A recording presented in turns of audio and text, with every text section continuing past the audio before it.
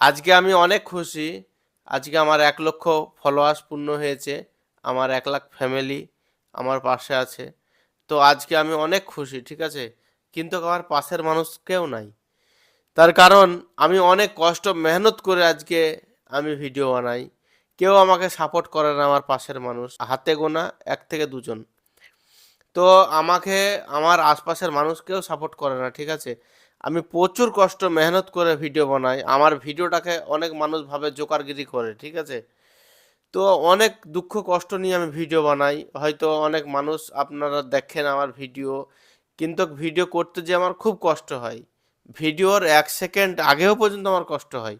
আনন্দ বলে আমার কোনো মানে মনের মধ্যে কিছুই হয় না।